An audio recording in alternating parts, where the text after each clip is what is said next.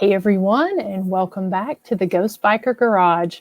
As you can see, I'm not in the garage again tonight because it is a little bit cold down here in Tennessee. So I'm here in the office, but I have a wonderful guest that I'm very excited to introduce you guys to. I know some of you already know him and watch his show, but I'm really excited to bring him on here in just a few minutes.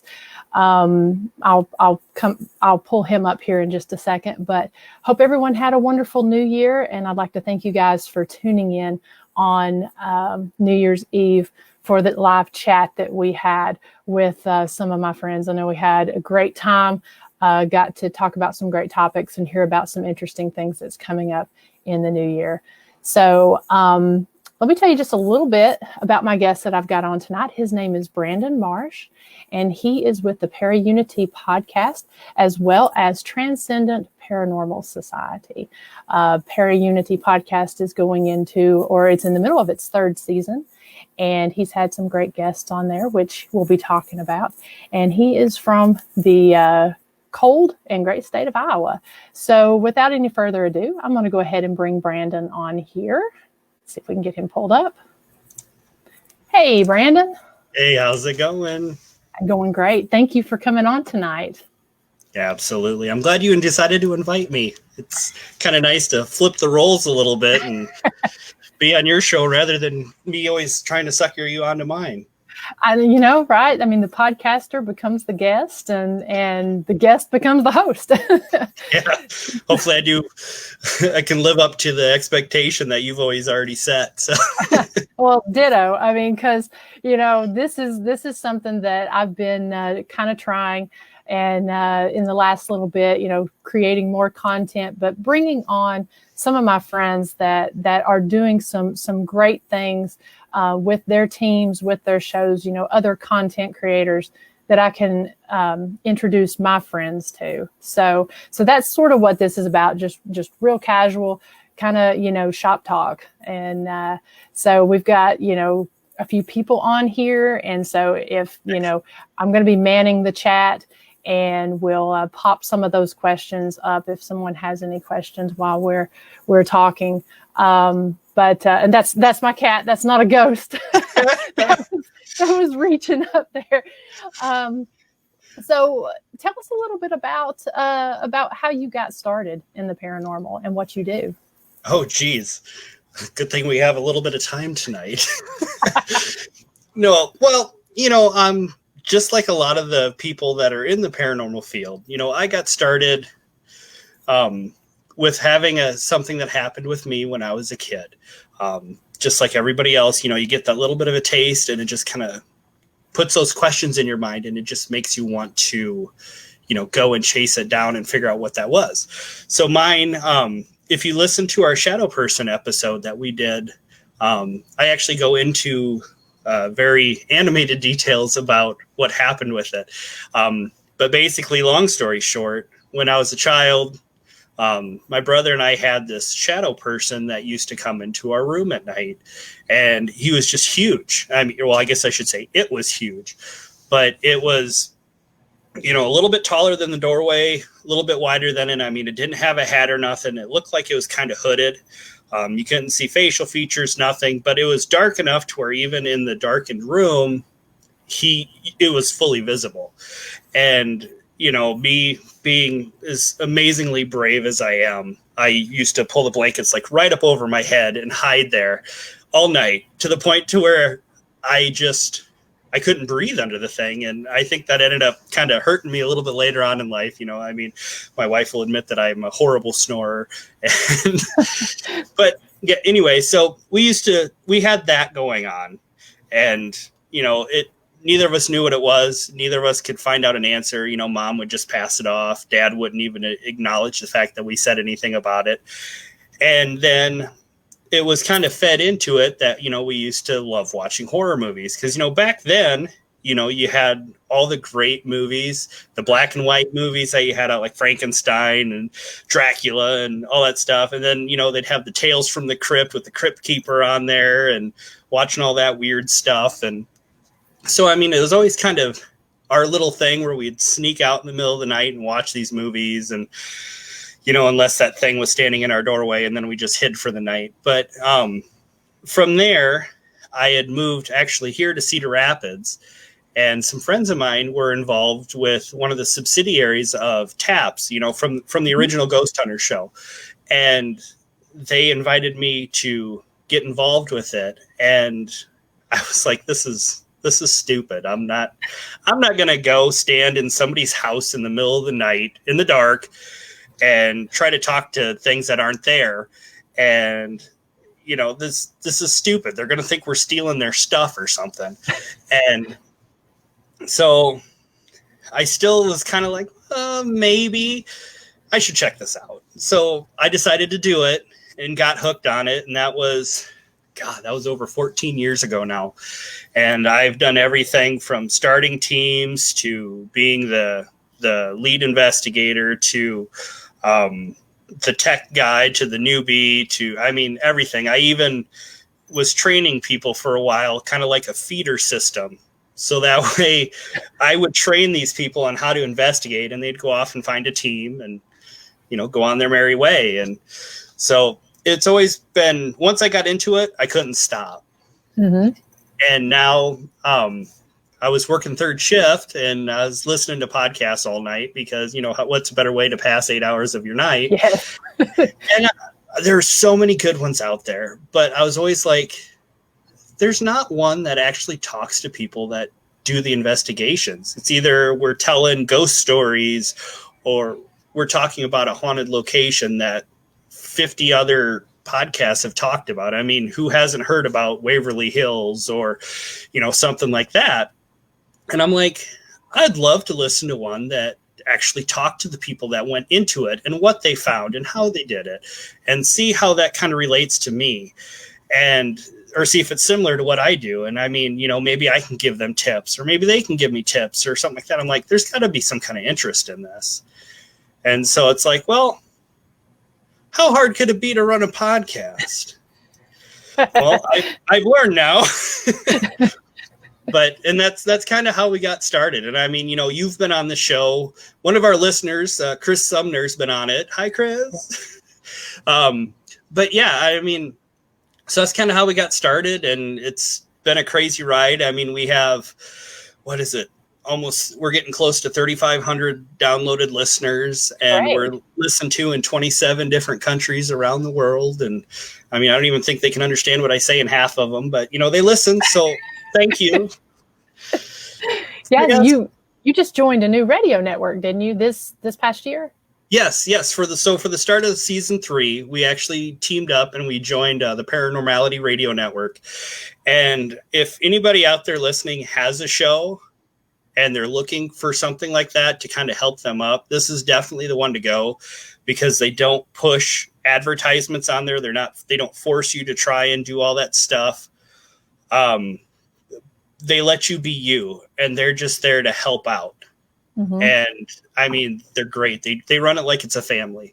And I mean, we do Zoom calls together with all the different shows. We help out on each other's shows, doing like voiceover stuff or being a guest if they need a guest last minute or anything like that. And it's amazing. And I can't say enough good things about them.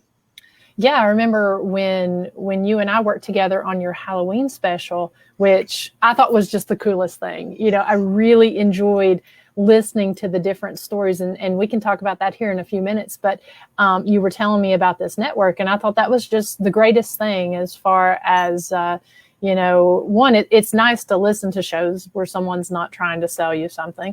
And then two, it kind of really feeds in as well to your theme of ParaUnity with your show of creating this network where there are other, you know, paranormal shows and stuff within this one network. So I thought that was a really neat thing, and congrats on that. Yeah, like I said, I'm really happy that, you know, the stars aligned and I found them and they accepted me. And I mean, they've listened to enough of the meetings that we've done where I just kind of ramble on, and they just kind of allow me to say my piece, because, you know, I have a hard time being quiet sometimes. Which makes for a good podcast host.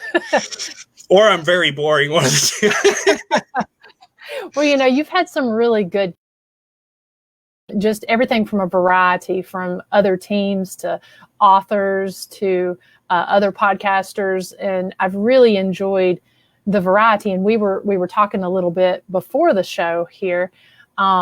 Two of my favorites that I've recently listened to was the one that you did with, was it Jessica Crutel? Yep. With Mystic Mitten on tulpas. I've always been interested in tulpas. And, for me, that's something that with creating your own haunting and some of these different locations that we go to, you always kind of keep in mind, because it's an interesting phenomenon, And that one, and then the Black-Eyed Kids. That's one that's just always been so creepy to me. And whether it's real or an urban legend, I really enjoyed, Xander and Stone, and the dynamic of the three of you with, kind of talking about this subject in sort of a comical manner, but also serious, and then sharing the stories. I like how you went back and found different accounts of different people who had encountered and then analyzed that. That was a really cool touch. I like that. Yeah, I never thought I would have done an episode that would have been on one of the creepiest things that's out there. I mean, literally, if you ever do anything with Black-Eyed Kids, whether it's a podcast or an episode or anything, it will haunt you for days. I let the dog out at night, and I'm peeking around the corners of my house to make sure there's no kids running around or anything. And the way we did it, and I was expecting it to be a little over the top, because Xander's personality is just so, it's huge. I love the guy. And same with Stone. Like, she can analyze every little thing and pick apart every little thing. And so I just knew it was going to be a great episode. And I never thought that we would end up on a black-eyed Betty White and have that become such a predominant thing for the episode. People from the podcast or from Paranormality and stuff, still when they're sharing it or posting up and or advertising for the show, they're putting like Betty White doing the little dab thing on it. And it's like, I keep seeing her and it's just like, oh my God. And then the Tulpa one. Yes. So I need to start off with saying that Jessica and Hillary with Mystic Mitten are beyond amazing. Yeah. So the first time I recorded with them, I was so nervous because it was early on in our first season. And I was actually in a hotel room in Des Moines, Iowa. And there was this huge thunderstorm rolling in. And I didn't know if we were going to get disconnected. I didn't know if you would be able to hear the storm in the background. It was crazy and it was intense. And some of the stuff we were talking about was just getting so wild. And it was an adventure. And then it turned into such a instant friendship with the two of them, with me. And they're literally the type of people that it doesn't matter day or night. If I'm like, oh crap, I need something. What do I need? Oh, I could use this. I can literally message them and they're like, yeah, sure. Absolutely. Whatever you need. And then they're nice enough to let me be on their show, which is probably one of their lower ranking shows, but that's okay. But it's just been amazing. And Jessica is such a wild spirit to begin with, too. And sorry, Jessica, but we had plenty of bloopers that night. We couldn't say some of the easiest words. And I give her credit because when I write out a script for a show, I think in very big words. I can't always talk at them, but I use very big words when I'm typing for some reason. I don't know. And she got stuck with some of the nastiest words that we've ever came across in a script for this. And, like Theosophist or stuff like that. And she's just like, I don't know what that is. Well, and it's such a scientific, the way you all presented it. It's a very scientific thing, the way you put it out there. So I could see where that would be a challenge. I mean, but you covered it nicely. And because that's one of the things that I'm asked about a lot is, essentially make believe friends or creating your own hauntings. And so, there's just a lot of really cool things on tulpas, and I really liked how you guys covered it on there. Yeah.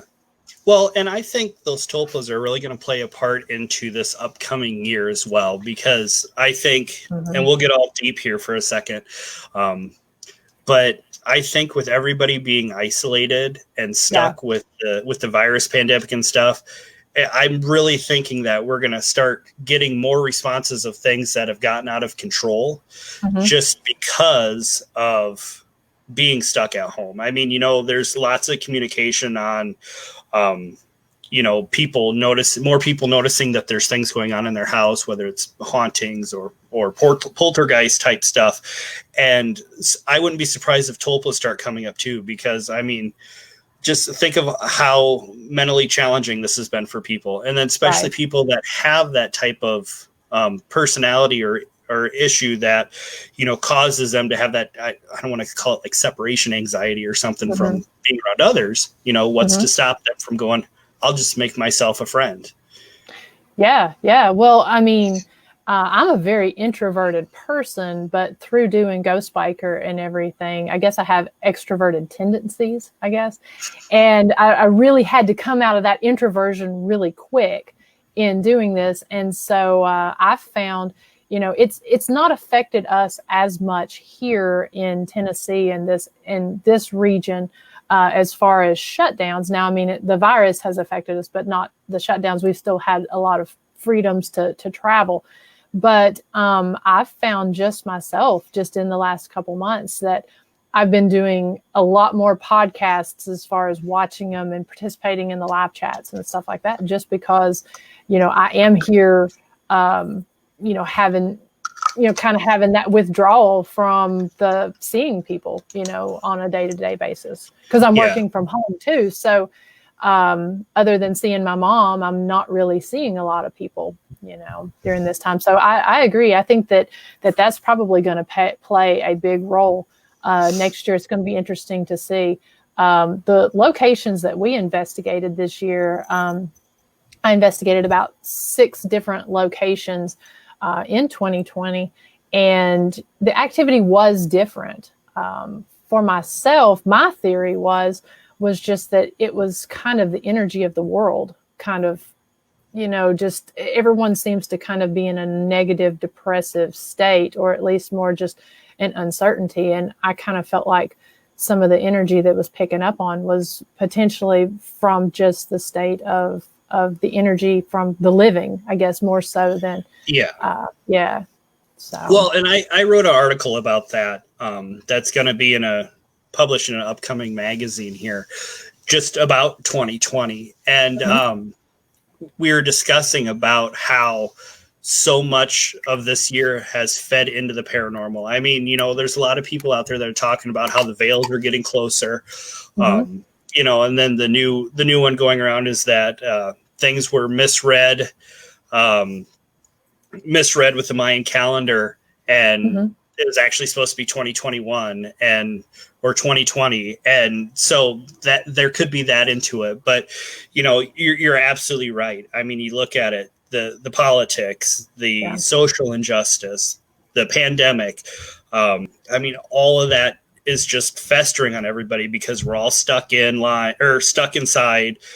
Our only outlet is on Facebook or Instagram or some other socials, and everybody, and I mean, not everybody, but the majority of the people are so negative to each other on there. Yeah. And you just get that festering. And I mean, it's so hard to listen to or read through a post, and then you see all these negative comments on it, regardless of what side of the topic you're on. You just read through those and you can't help but just feel that kind of anger surging up inside of you. Like you know what I mean? Yeah. Yeah. And I mean, you can't go through any type of social media without, even if it's, non-political based, non-health based or whatever. It just seems like every little thing, I think people are going stir crazy, and it just seems like every little thing is setting people off, and it just stirs that emotion. regardless. Yeah. And then it's like a thing that I mean, I don't know what there is a technical term. I call it the single mind theory, where you get a group of people together and they all focus their mind or their attention onto one thing happening. I'm sure you've heard of Dave Schrader. He went on a celebrity cruise and he led a group that they all tried to focus on the Bermuda Triangle when they're out sailing to try and get something to rise up or aliens to appear. And as they were all focusing, a storm started to surge up and started to come towards the ship. And then when they broke focus, it started to dissipate. Whether that actually happened from them doing it or whether it was just completely at random happenstance that just happened to line up correctly with the timing they were doing it, I don't know. But that's the way I look at it. Because, I mean, you think about it, everybody right now is all focusing on the same thing. It's starting to get a little bit better, but, we're all focusing on the negativity of the elections. We're all focusing on the negativity of the social injustice. So who's to say that we weren't unintentionally pushing all that energy into the paranormal and causing it to spring up?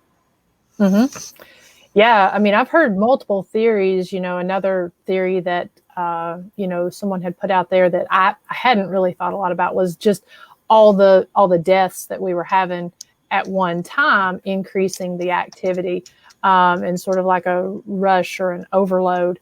I hadn't thought of that way. I mean, anything's possible. But I tend to kind of go along, I mean, with self-fulfilling prophecies and just different, just the mental state, having a positive mental outlook, I mean, can totally change your day.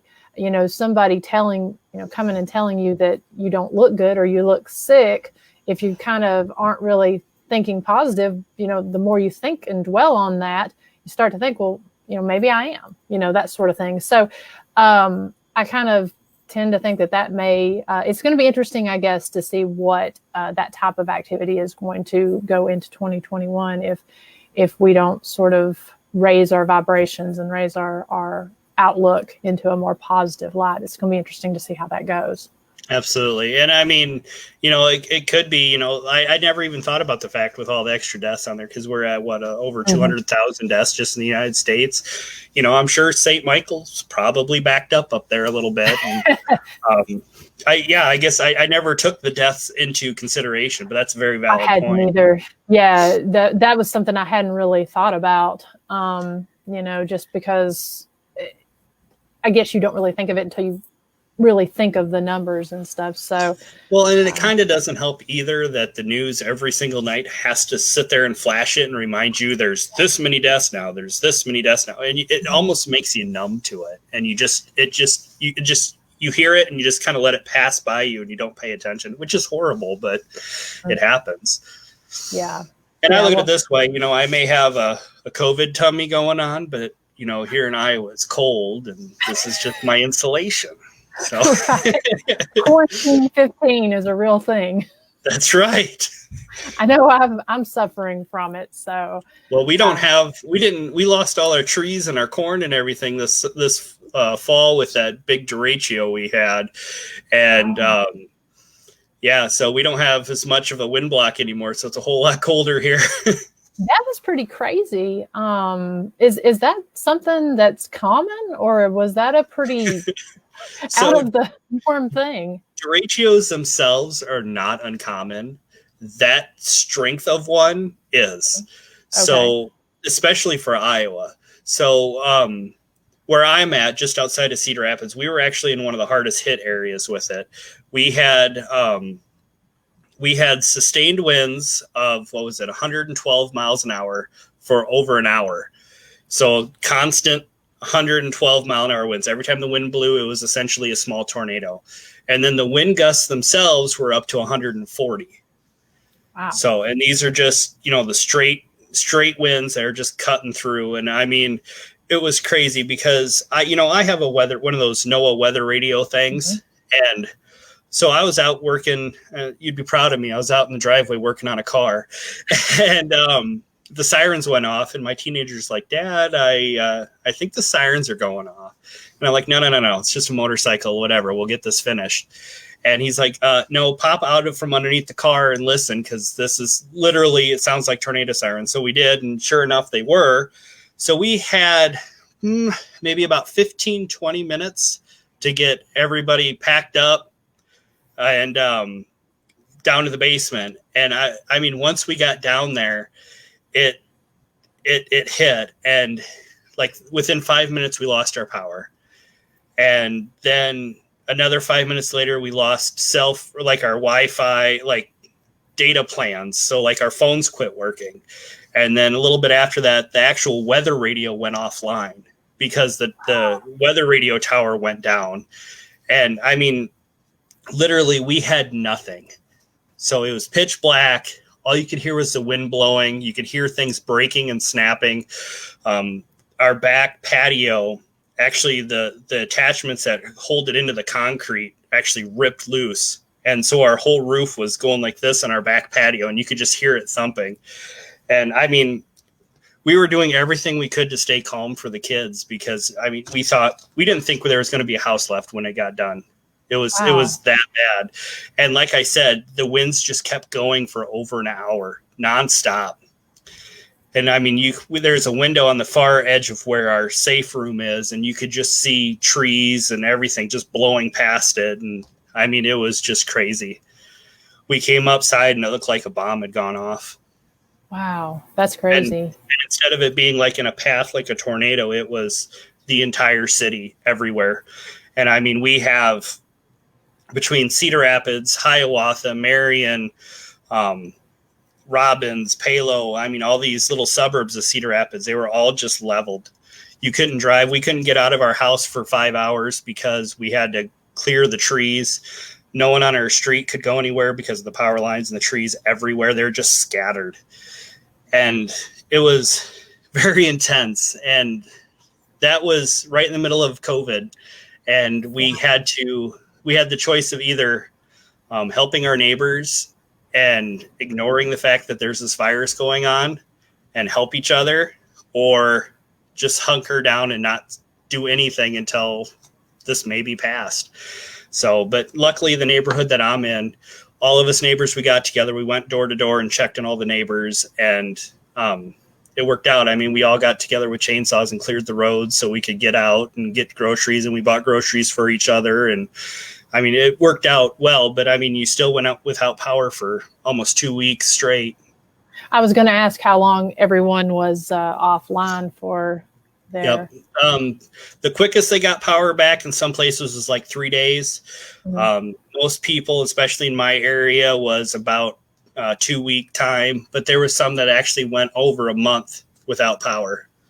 And we saw that kind of in different areas around the country too, you know, with some of the different hurricanes and stuff that mm-hmm. hit. You know, it's sort of like, how do you deal and cope with that when, you know, you're in the middle of a global pandemic too? So definitely put some very, you know, heavy constraints on people, adding all of that onto everyone. So it's awesome that, you know, everyone came together to do that. It shows you have a great community.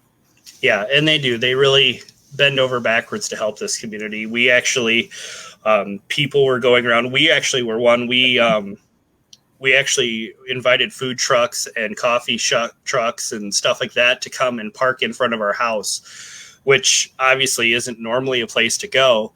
And then we gave free food and free coffee to like the utility workers that were out there, because, you know, they were working straight. They didn't mm-hmm. leave until everybody had power back. So we were buying them food and buying them coffee and to help them out, just because we were so thankful that they were there. And, you know, we did the same thing too with a lot of our neighbors that, you know, their houses got destroyed. My good friend that lives next door to us, he lost the roof above their bedroom, and he's got 2 little kids. So anytime I was coming home from work, I would stop and get food and take it over to him, or ask him if they needed something from the grocery store. So he didn't have to worry about leaving with the kids, because, you know, we still have this pandemic going on and you still have to wear this mask, but you need food. So it's just like, you know, we'll help you. What do you need? And they did the same for us too. So it's great. Well, that's wonderful. And, you know, to backtrack for a minute, you said you were writing an article on this year. Where will people be able to see that at? It's the International Paranormal Inquisitor magazine. So IPI magazine. Oh, very cool. So I know they're a little behind on getting episodes or getting their newest edition published because of everything else that's been going on too. So, but hopefully, you know, as long as I met the approval and, you know, I didn't sound like a complete weirdo on it, it'll be in the magazine, and you guys will have to let me know what you think of it. Yeah. Let me know when that's getting ready to come out, and I'll share all of your links on this post here. Donald had just asked if they could get a link to it, so I'll share all your different links to your team as well as your podcast, and then any projects or anything you've got coming up. Any other projects like that you'd like to mention that you're working on? Well, this lady invited me to be on this Ghost Biker Garage show. The only other show that I recorded for was actually for a show called Unexplained Cases. I'm not sure when it's going to post or when they're going to have it. They run their episodes a lot like you do. But I was on there because they were looking for somebody that is kind of in depth in religion, which that would be me, discussing the correlations between the paranormal and religion. And so I kind of gave it to him on both sides of it, and he just kind of turned me loose and let me argue with myself on the different sides of it, and just kind of was like, well, I'll just let you go. But yeah, I mean, it should be really interesting because I looked at it. So I'm kind of a quirky little person, if you haven't figured that out already. I was raised Catholic, you know, baptized, confirmed, First Communion, all the sacraments on it. I was also went through the sacraments for Lutheran. I studied a little bit of the Jewish religion, a little bit of the Baha'i religion, as well as I practiced some Wiccan traditions, as not so much like I'm out there chanting in the woods or anything. And I mean, that's a horrible way to say it, but I do cleansings for houses or clearings for houses. And I do kind of a combination between Christian and Wiccan. And in case anybody is curious, yes, I am an ordained Christian minister. So I've gone through the training, and it's not like one of those go on the website, type it up, and now I have a little certificate. I actually went through all the coursework and everything and became an actual ordained minister, and can do weddings and all that good stuff. So, but yeah, so I go in and I do a cleansing on a house using Wiccan.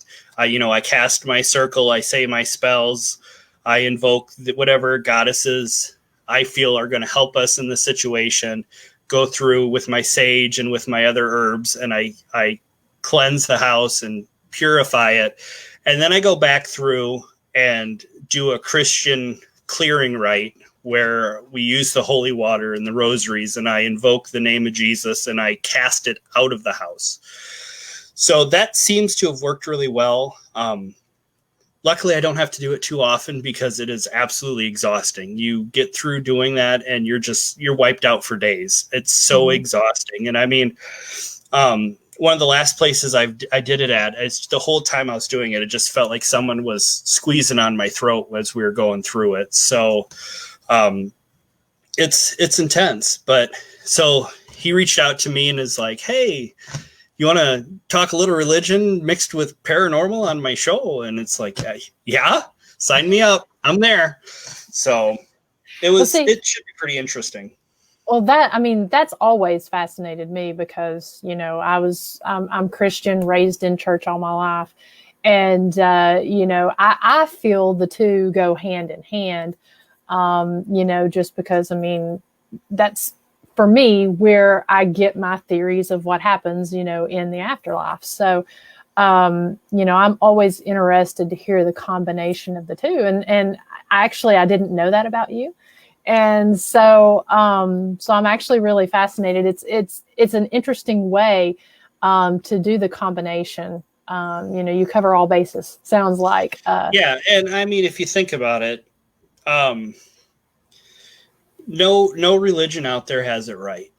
They're all based on each other, and they're all borrowing bits and pieces from each other. So who's to say who's really right? I mean, don't get me wrong. I mean, I'm going to be at church on Sundays, and that is my religion. But at the same time, I also keep my mind open in the fact that, I understand that faith itself is a leap. You're not going to 100% know that this actually happened. You have to have some kind of belief that, you know what, I don't care if it actually happened. I believe it happened. And that's all that matters. And so when you have that, there is no 100% factual thing to it. And so you have to be open. And I mean, like I said, who's to say it's right? I mean, maybe the Wiccans are closer to it. Maybe the Jewish people are a little bit closer, or, Lutherans or Presbyterians or Catholics, or, I mean, who knows? So it's just something that I guess, I don't know. I went to Catholic school growing up, and, we took a world religions class, and, believe it or not, even though I almost failed it, it was still the most interesting class I had taken because of all the different things that everybody does, but yet how much all of them are still so similar. If that makes That's sense. what I was just going to say, in studying a lot of that, just seeing how some of them are they seem really, really different. But when you start to look down at their core, a lot of the stories or a lot of their deeper belief structure is very similar, and some of them even you can see where they can work together to really, I guess, create a fuller experience, I guess, if that makes sense. No, that makes 100% sense. I'm right on board with you. Having trouble with the words tonight, apparently. I have those days. Just because I host a podcast doesn't mean I know how to talk most of the time. So what is your current role with your team? I know that things are sort of with the pandemic, a lot of people aren't getting to investigate right now, but is that kind of the role you take with your team, or? Yes and no. So with Transcendent, I am a lead investigator. I kind of feel guilty saying that right now because, I live an hour away from the rest of my team, and I'm not able to get there as much as I want to just because, with COVID and with, my wife runs her own business. Obviously, you can see the beautiful setup behind here. So if you need any family photography, let me know. So with her, it's kind of a big deal because we have to make extra sure we don't bring it into the house because it could get to her clients or she'll have to shut down her business. And then at the same time, we have children. We don't want the kids to be around it. And same with me, obviously I don't want to be off work because, I'm selfish like that.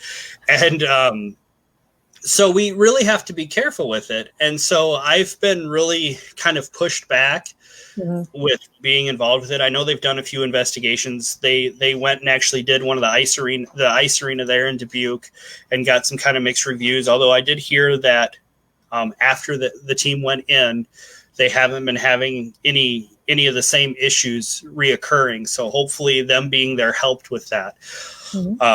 And then obviously too, we have our public event coming up here, and actually it's getting really close now in March, but tell us about that. So we do a lot of public events at the Grand. So the Grand is an old opera house in Dubuque, and first off, the place is absolutely stunning. I mean, it has the old, side. Now I'm going to sound like an idiot here because I don't know the terminology for the stuff. But, it has like the little seating areas off to the sides, the little like separate ones. And it has the balcony. Yeah, it has the balconies and it has those little mini ones on the sides. And it actually still has the old segregation balcony way up at the top. And, they have the lights up there. And the last couple times we've been there with the SLS camera, we've been getting these hits right by the cameras, and it literally looks like the stick figure is manipulating the spotlight. Like it's some kind of residual thing where it's trying to run the lights for the show. And the last time we did a public investigation there that I was there, so it wouldn't have been our most recent one. It would have been the one before. We actually, the people that were there got to see it on the SLS camera.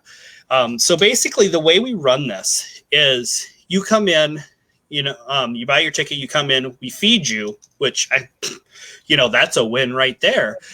But we give a presentation. We talk about the team. We talk about what we've done. We've actually share some of our big, sweet evidence that we found in different places. And then we actually take you out and investigate with you. So literally you get to be hands-on with the equipment in a haunted location. And we've investigated it enough times to where we know for sure, or, as sure as an investigator is, that there's stuff going on here.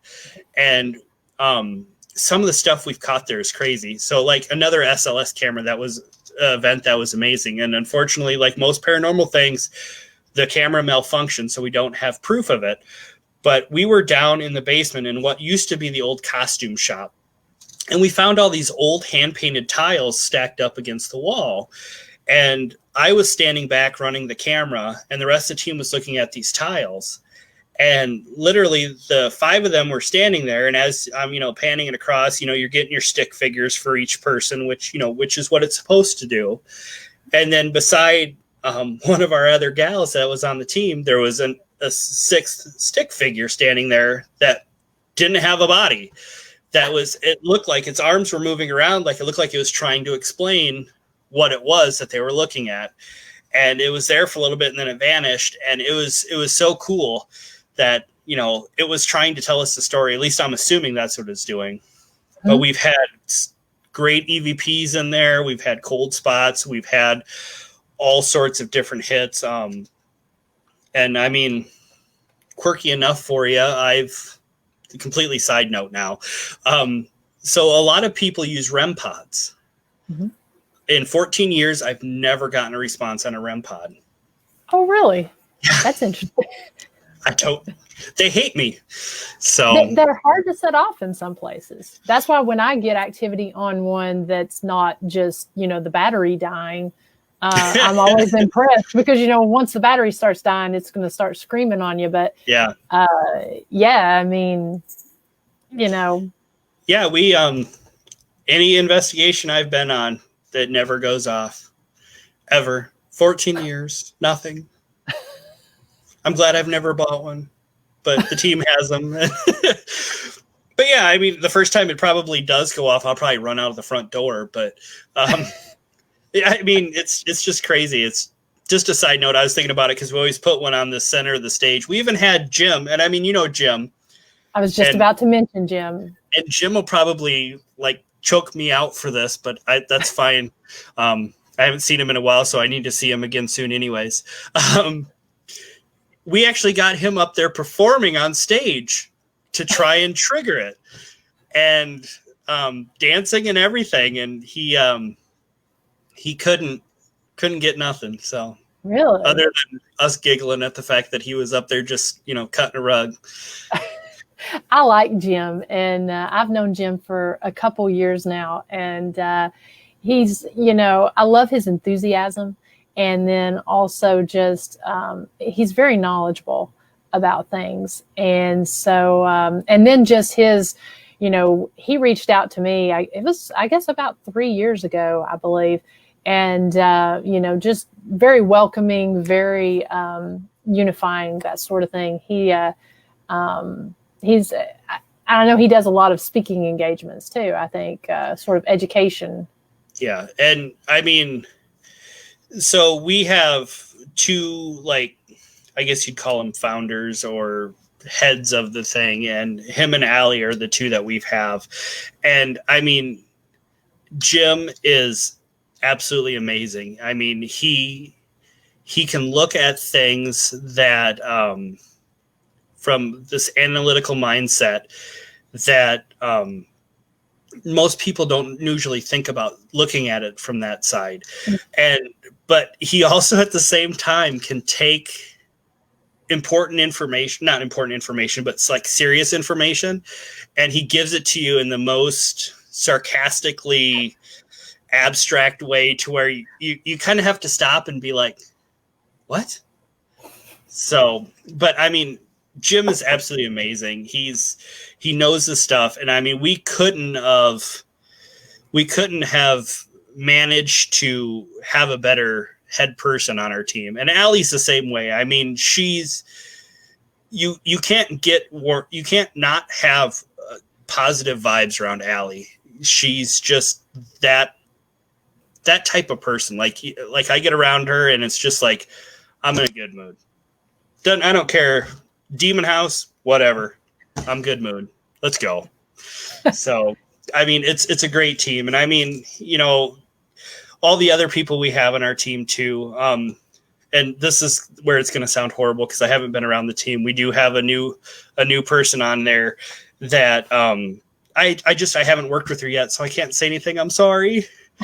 But you know, Alicia is the same way. She's just the sweetest person. She's the type of person that, you know, you would, if she asked for you, you'd give her the shirt off your back. I mean, you just want to do great things for Alicia. She's just that type of person. She's just like I don't know. She's awesome. Same with Tanner. I mean, Tanner's is the king of the knocks. So you go on an investigation with Tanner, you better believe on your audio at some point you're going to hear, "Can you knock for me?" And I mean, he's my beard brother. Him and I usually on our investigations, we got the nice beards going. I mean, his is way bushier than mine. And I mean, it's just a beautiful thing. And, but he's just a great person too. I mean, I couldn't have found a better team. And I mean, that's one of the things that made me sad when we moved was I wasn't going to be around them as much.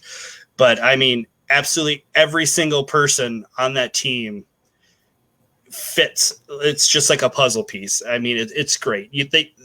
There's nothing they can't conquer together. So. And that's hard to find. So when you find a team like that, you know, that's wonderful. I'm glad to hear that. Yeah. And, you know, they're the type of people, any of them. I mean, if any of them messaged me and said, "Hey, we have an emergency thing that we have to investigate," it's like, well, I'm an hour away. Let me see what I can do. And I'll try to get there. Do you all do mostly residentials or do you all do a mix? We do a little bit of a mix.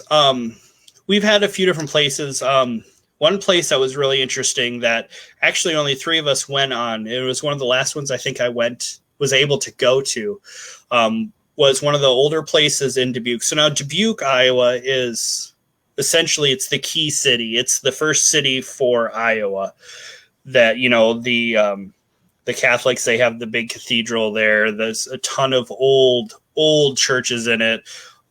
So much history in that town. And actually the first, and Jim would be much better at this than I am because he's the big historian. I guess I'm kind of the poser, but I believe it was the first murder in Iowa? And then the first hanging in Iowa too happened there. And where he was actually hung, where we believe he was hung, we were in this room that was underground. And I mean, you could hear the cars going by and you could kind of see the road, but we had these 2 lights that were chasing each other that were so sporadic. And I mean, sometime if I can pull it up, I'll send you a copy of it. But we had like this one red light that kind of came down and the white one was kind of following. And then this one kind of went up this way, and this one just shot over and shot across, and they just were gone. And I mean, both of them were going in complete opposite directions than the traffic. So you can't say, well, you know, that was a brake light or that was a headlight, right, and that's what was causing it. Because, well, for one, it was snowing out, and there really wasn't any traffic going by at, you know, 12 o'clock at night in the middle of a smaller town in Iowa that, you know, and we're literally next door to a courthouse. So, I mean, you're not going to get a lot of traffic through there.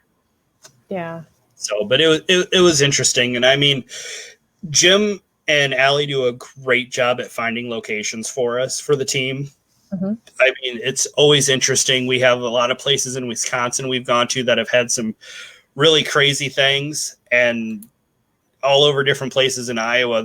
We're working on getting into is it insane asylum or a mental place that used to be active. So, Okay. And do you travel, or do you just stay kind of in that region? well, we kind of travel. It just kind of depends on what the case is. So, Jim likes to go up to Minnesota. Well, he likes to travel all over the country, actually, to go do paranormal things. And I mean, he's lucky. His daughter's older than my kids are, so he has a little bit more freedom than I do. But yeah, I mean, I would jump on board in a heartbeat. But we've looked at, going up to different paranormal conventions up in like Minnesota and Wisconsin, and different places like that. So I did see on here that somebody had a question about empaths. Yeah, I'll pull that up. So is having a person who's an empath good to have I think so. Your equipment can only do so much. And a lot of the times where, you'll hear on my show where I'm talking to the different teams where I'll ask them, what's the best equipment, or what's the best or your favorite equipment that you have that you use. And I agree with 100% with the people on there that say your mind or your body or your senses. Because your equipment's only going to show you so much. Your K2 meters are only going to flash lights, so many things, and it can be misconstrued in so many different ways. Is it a fluorescent light? Is it, your electricity running through the walls? Is it a spirit that's trying to communicate with you? Same with your SLS cameras. I mean, you take that into a place that has tables and chairs or racks of clothing, and you're not going to be able to use it because it's going to start. Exactly. Or if you have a REM pod that just never works anyways. And then, we can have a whole nother topic on phone apps. Yeah. I am not a fan myself, but yeah, I mean, I agree. It is your body. For me, recorders being just the simplest, to be able to document and that sort of thing. But you can't go wrong with somebody who's an empath. Oh, no. They're great to have, because a lot of times if you get into a place and the history of it, and that it's known for having this type of action happening in this area, or even if you don't know what's happening in the place, having an empathic person with you when you're on an investigation, you can use, it sounds horrible, but you can use them to kind of help pinpoint where you're at. And I mean, I'd be interested in that person that asked the question. Is that Peppy Purple Eyes? Yes. That's kind of fun to say. But I mean, it depends on what kind of empath you are. I mean, are you the type of person that hears the voices, or you see them, or do you see colors, or there's so many different levels. Physical. Or tiers of it. Right. Yeah. So it'd be interesting to see what kind of empath you are, and, try and figure out if you can hone that a little bit more. And absolutely, if you're looking at getting with the team, talk to them, because I know a lot of teams out there that are looking for people that are very well connected empathically to be able to help them. Yeah. And kind of like circling back to what we were talking about in the beginning of the conversation, this time has been really hard on a lot of empaths, just with everything people are feeling, if they're picking up on feelings from other people. I know I've talked to several of my empathic friends, and it's just been such a tough, hard time for them. Yeah, it really has been. There's been a lot of, with all and I mean, especially for them, I mean, they said that they hear and feel.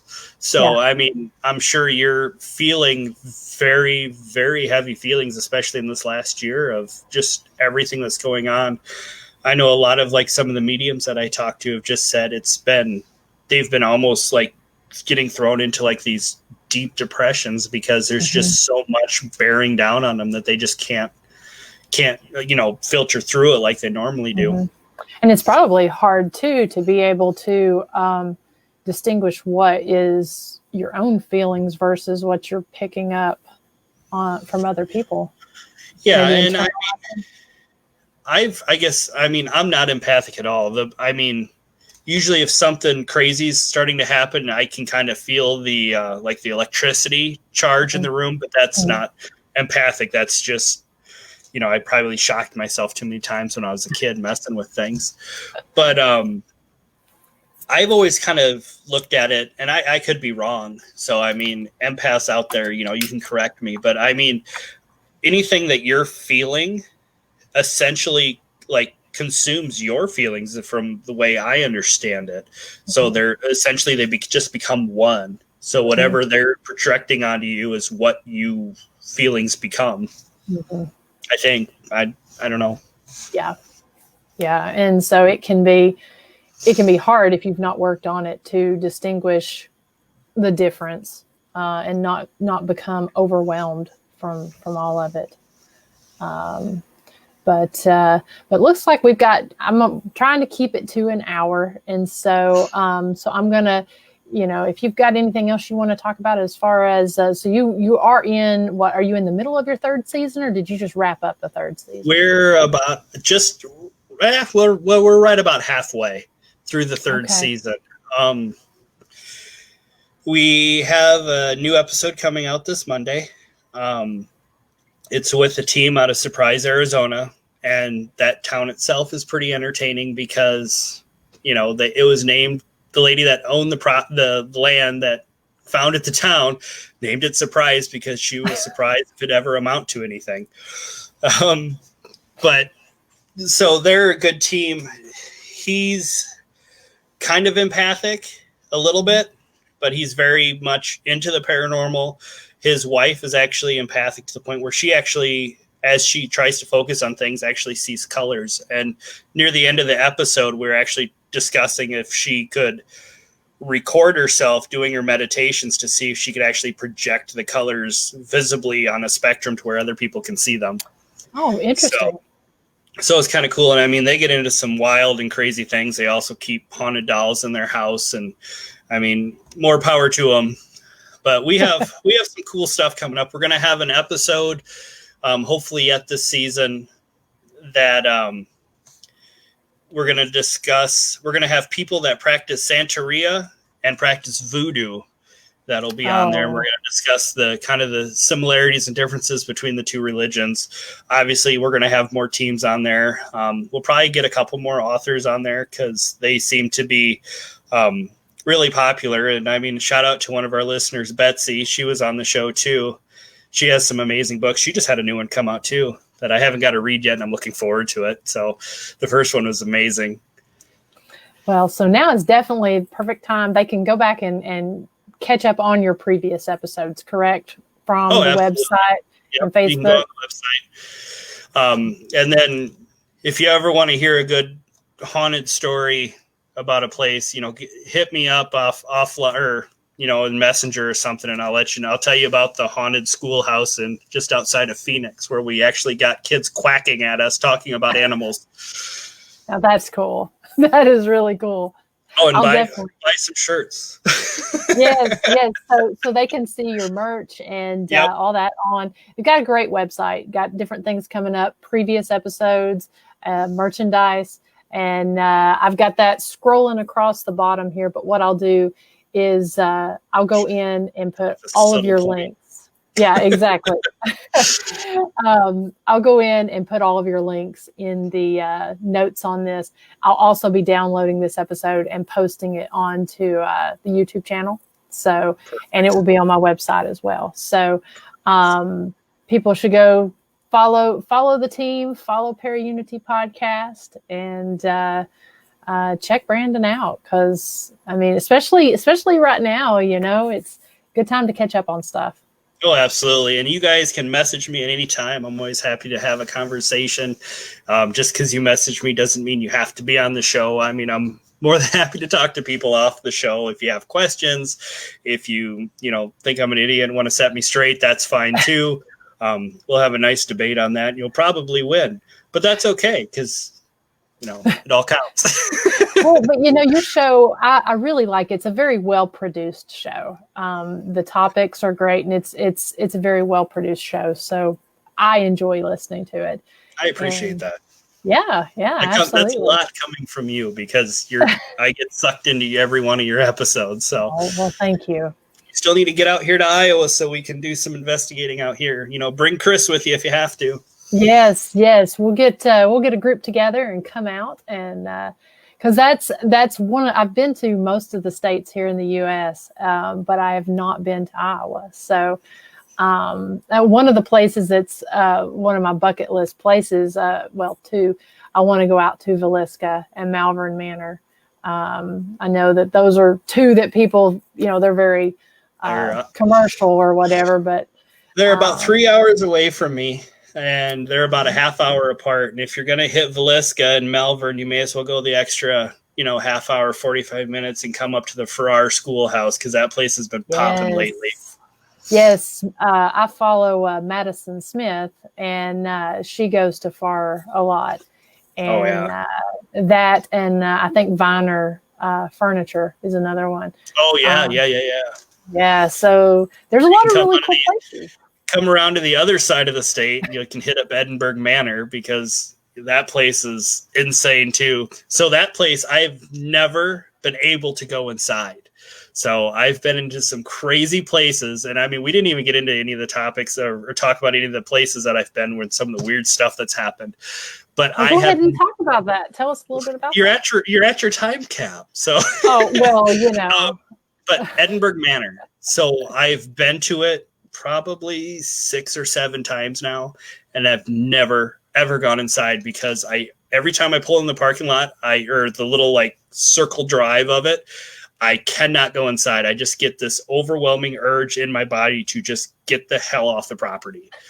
So all my pictures that I've posted online about Edinburgh, it's literally me parked on the side of the road in front of it, taking pictures from my car.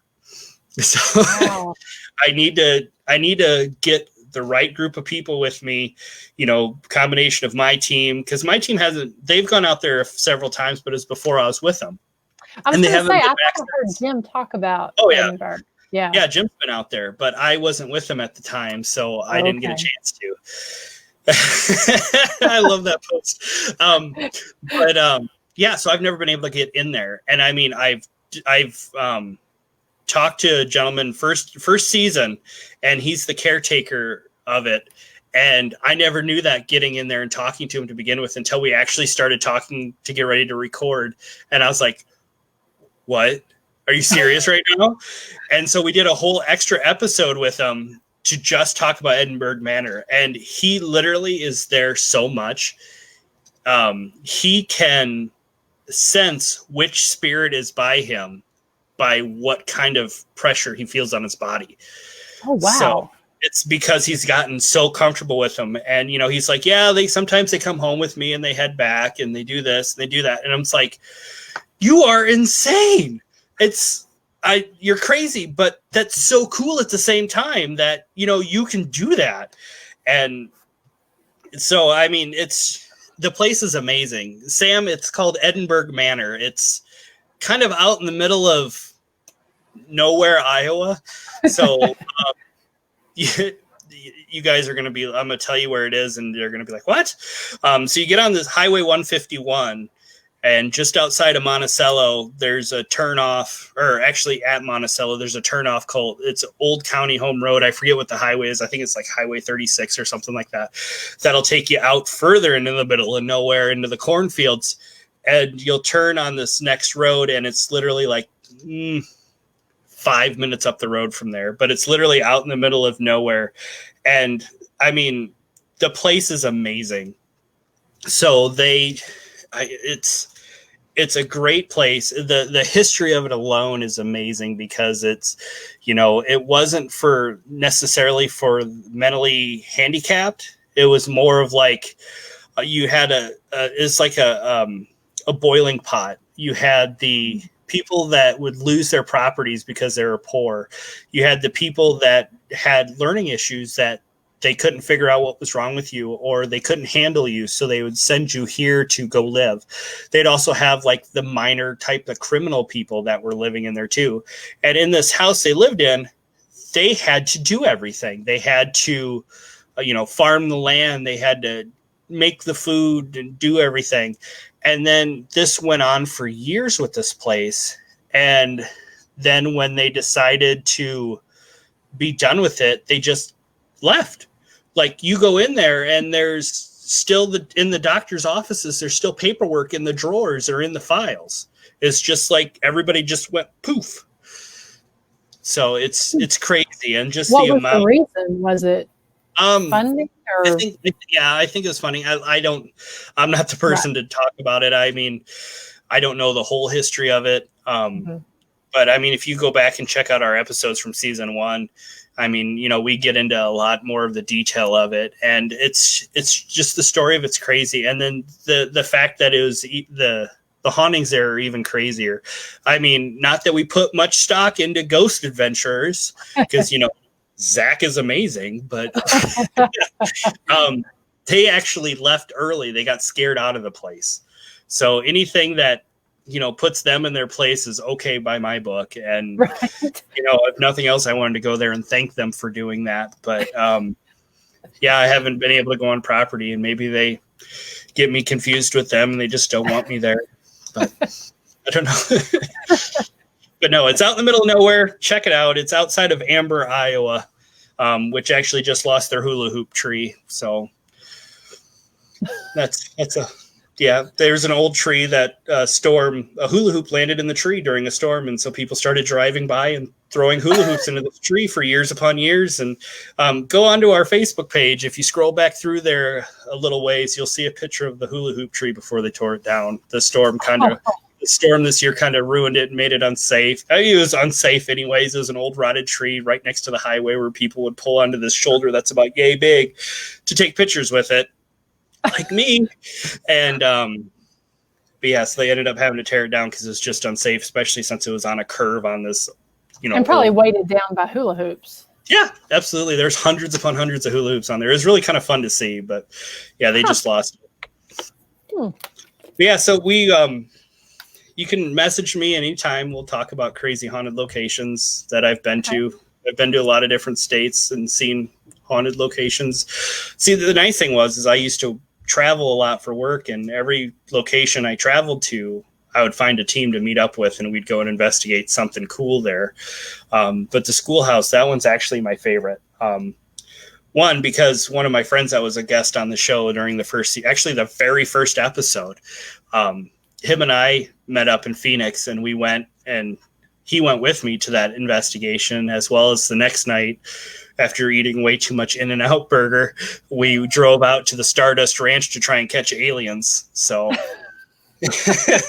we're a wild group, let me tell you. What's your favorite? My favorite what? Favorite location. Oh, God. Don't do this to me. I hate it when people ask me that question, so it's kind of cool to be able to do the same to them. So there's a lot of them. So one of my favorite investigations was the one down there. It was actually in Superior, Arizona, and the team that we were with was an amazing team. It was the Phoenix Scientific Paranormal Research and Investigation Team, and I probably said that wrong. I apologize. So don't hate me on that. I love you guys, but I love the way they run their team. But anyway, so we got into this place. It was an old school, and Dylan and I, which is the friend of mine from the show, we were actually at one point playing hide and seek with a spirit of, I'm assuming it was a child in one of the rooms. And so we were using, it was a thermal crosshair, which I don't know if you've seen them, but it shows, it takes a baseline ambient temperature reading in the room. And if something warmer moves across it, it turns red, and the lights move across the crosshairs on it in the direction it's moving. Obviously, if it's colder than the room temperature, it shows up blue. Mm-hmm. So we were walking around the room, like, where'd you go? Marco Polo, trying to find it. And you'd see it shoot across there. and it would, light up across the crosshairs, and then it'd flash on the K2 meter, and then they would stop. And then you'd move around the room, where are you, Marco Polo? And then, do it, go in a different direction. And we did it for a while. And then we were asking questions. And luckily enough, being close to Mexico, where Phoenix is, Dylan is very fluent in Spanish, which I am not. And so he was asking them, what's your favorite animal in Spanish? And perfectly clear on the EVP when they were doing the review on it, you hear quack, quack, quack, quack, quack, quack, quack. And, but I mean, that place was crazy. You were seeing stuff like visually in front of your eyes. And then we were doing a Estes method EVP session, and we were getting just horrible responses when we were asking questions in English. So I told Dylan, who was the only one in the group that could speak Spanish, hey, start asking Spanish questions. Start asking them in Spanish. And he did, and the gal started responding to him in fluent Spanish. Oh, that is cool. And when we got back to it and we were asking her about it, she didn't even remember speaking in Spanish. So she sent me a message, and she's like, when did I start talking like this? I don't know Spanish. And it's like, well, you were speaking it fluently with Dylan asking questions. Wow. And he was the only person you respond to. So it was just all sorts of amazing stuff. I mean, you were seeing light switches flipping on the walls by themselves. In one of the hallways, there was a fire extinguisher that got flipped, but it never broke the little glass piece that, you have to break to set the alarm. But the handle went through the plastic and flipped down. Wow. So, I mean, it was crazy. But it was also hard at the same time because they had all the fluorescent lights in there. And so your K2 meter you weren't getting great responses unless you were in a room. When you're in the main hallway, you couldn't really record anything because you just wouldn't get good readings. That was great. There was the most intense one I had was in a small farm town. This was actually one of the first investigations I went on when I was with that subsidiary of TAPS. And we went to this little farmhouse. The lady, her husband had died, and she was pretty sure that he was the one haunting her house. By haunting her house, I say picking up the pans as she's washing dishes and dropping them on the floor, as well as talking to her in her house. And, she'd be sitting there and she'd hear a random voice somewhere else in the house. She'd go to check it out and nobody's there. So we went in to investigate, and she didn't want it gone. She just wanted to try and identify what it was. So we're in there, and those old like rainmaker sticks, where you turn them upside down and they make the sound of rain that, and they're like 6 foot long or like 4 foot long or whatever. She had those, and they were going off while we were in there. And, she wasn't in the house. She had left and just, in Iowa. I mean, I don't know what it's like around the rest of the state, but these people will give you the keys to their house and just leave the property for hours and let you do your thing, which is great. But, I mean, I don't know, it's Midwestern trust, I guess. But it's mostly like that around here in Tennessee, too. Is it good? Yeah. It's nice because then you have that outside, whatever, interference gone. But so the rainmaker sticks were going off while we were in there. We were sitting in one of the bedrooms upstairs, and we were sitting on the bed facing the wall. And I will never forget this image. We were sitting there, and you could see our reflection in the mirror. You know what I mean? You're in a darkened room, so you can kind of make out the features, but not quite. But you're staring at your reflection as we're talking. And, the curtains are closed. The lights are off like normal. We're sitting there talking, and we hear a noise from downstairs. We turn on the flashlight to go down there because we had been sitting there, watching our reflections in the mirror on the wall on top of the dresser. Turn on the flashlight. There's no dresser and there's no mirror on that wall at all. Wow. So I don't know who we were sitting there talking to, but there was physically something there on the wall that had the features that was communicating with us for probably a good 15, 20 minutes. That almost sounds like some kind of subconscious scrying in a way. Yeah. And so I will never forget that because it's just, you're sitting there looking at it and you're just like, Correct. Wow. And then That's this is pretty incredible. Yep. And then this is also the one where it further proved in my mind that you don't taunt when you're on an investigation. So my friend, who was one of my friends that was actually getting ready to leave the team at this point, was just kind of getting burned out, because it takes a special type of person to be an investigator, especially as you get into it for longer and longer and longer years, because it just starts to wear on you after a while. And you almost kind of get, numb to it, I guess would be kind of a nice way to say it. But so we were in the kitchen where the pots and pans were getting thrown off the counter, and we were trying to get it to happen. And you could see or feel on me, I was feeling something that kept poking me in the chest, like someone was sitting there, poking me. And so we were like, well, if that's you, do it harder, or, let us see it. And we took a picture, and you can see the imprint on my shirt of a finger pushing into my shirt. And so since we saw that on the digital, we're like, okay, well, he wanted to amp it up, and he started kind of pushing it a little harder than he should have. And he started screaming, and he got outside, and he had scratch marks all down his face, like the 4-finger scratch marks down his face, down his neck, down his chest, almost down to his waist. And you couldn't even get near him because of the just the static charge coming off of him. So that was definitely in the top tier of places I've been.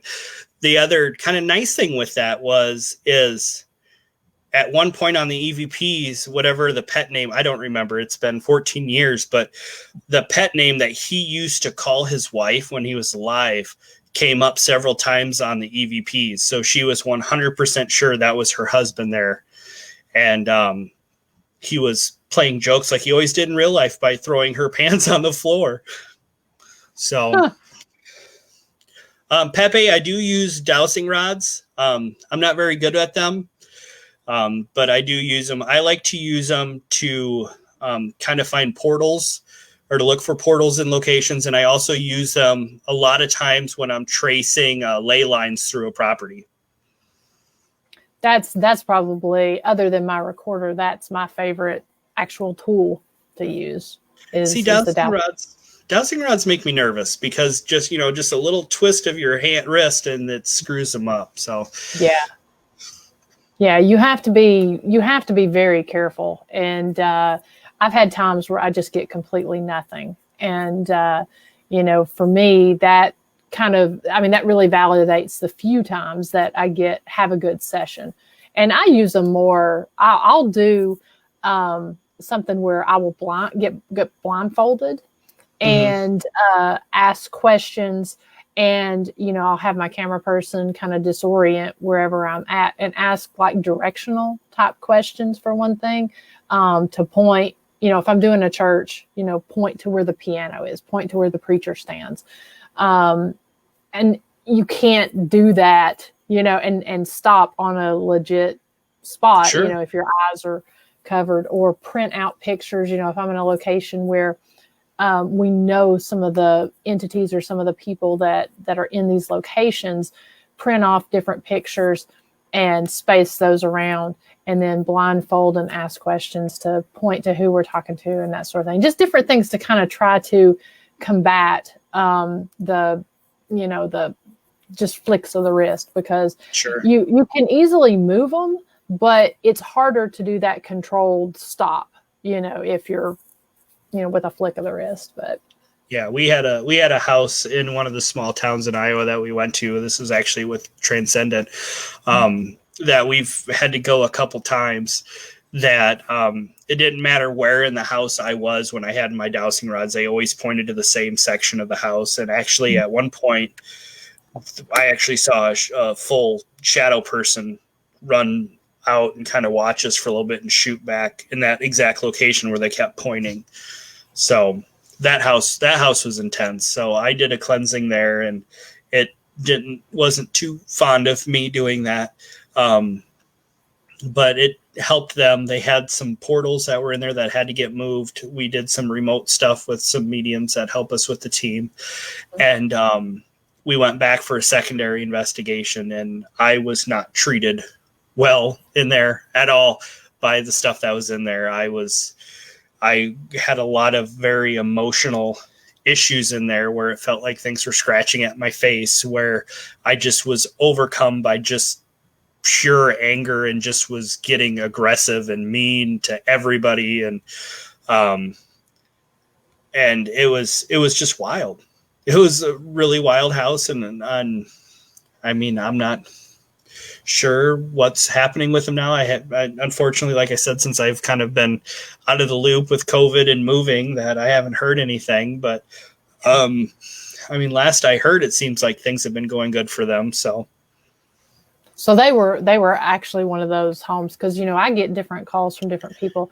For me, it's more so not necessarily to get rid of what's in there, but more just to kind of validate and confirm or try to debunk. This one, they were having issues with it messing with their children. I was about to ask. Yeah. Yep. So that one was, it was a little different. It was more of an emergency type thing. And the thing with that is, their place is I don't think it was anything they were doing that was drawing it in. And I mean, this is just my own personal opinion with it. But like in doing the ley line research on the property, there was so many of them that intersected right on that property from so many different places, you know, the major ley lines and the minor ley lines that were all crisscrossing right on their property. I think what ended up happening is they were just literally in the wrong place. Like, you know, they say that the energy travels down those lines.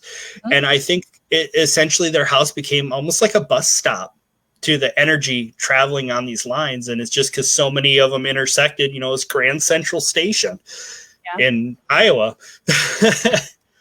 But I personally think that's what it is. I don't think there was anything, because the stuff that was in there the first time when I was there didn't feel the same the next time I was there. It felt like something entirely different.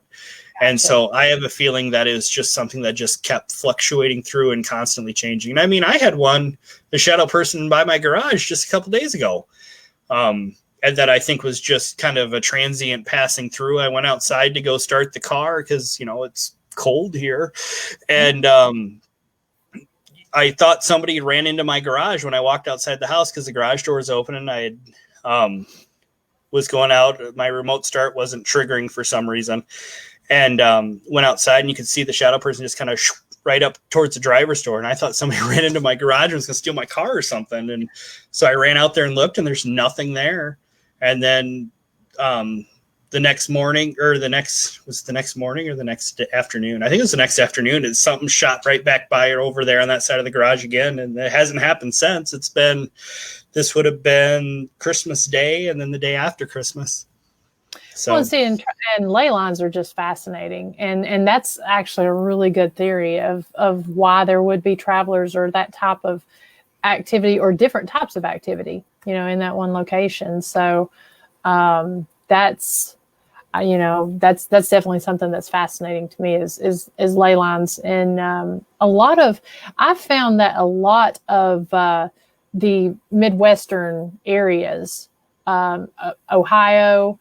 And moving on toward the Midwestern area, have had, you know, hauntings that have been related to that. So yeah, and I mean, it's one of those topics that's still fairly new into the whole paranormal landscape of discussion. And I mean, you can't put a whole lot of faith into it, but I mean, it's definitely something to kind of ponder if you're at a place that you can't quite seem to get good answers or good reasons on why things are happening. Look into it, and you may see some that are crisscrossing across there. And you're right, Ohio, the Midwest, right in that area, for some reason, all the major lines that I can't think of the word. Oh my gosh, that go around the world. Yeah. You cross in Ohio or Indiana or Iowa or Missouri, you know, I'm sure Waverly Hills has a few that travel through there. I'm sure, you know, the Missouri State Penitentiary has a few that cross through there. So, I mean, who knows? It's still such a fresh version on a lot of the stuff that's going on with paranormal topics right now. Yeah, and so maybe we can talk about that at another time. A little bit more. Whenever you like. Sounds good. Sounds good. Well, I'm going to call it a night here in a few minutes, and I really appreciate you coming on and sharing what you're doing with the podcast and with your team and the projects and everything. So I'm actually as far as this, I guess, show that I'm trying to do. I'm going to be kind of moving toward, it's going to be on some different nights, but for the most part, it's going to fall on Thursday nights, kind of when the Behind the Screams came out during the season. So we actually have a really cool show coming up this Thursday night. Jake Fife, who was here on New Year's Eve, he's coming back and he's going to talk about some of his projects and everything. And that's going to be this Thursday night at 9:00. And so we'll have more information about that as well coming up. So, so again, thank everyone for watching. And thank you, Brandon, for tuning in. Yeah. Have a great night, everybody. Bye, everyone.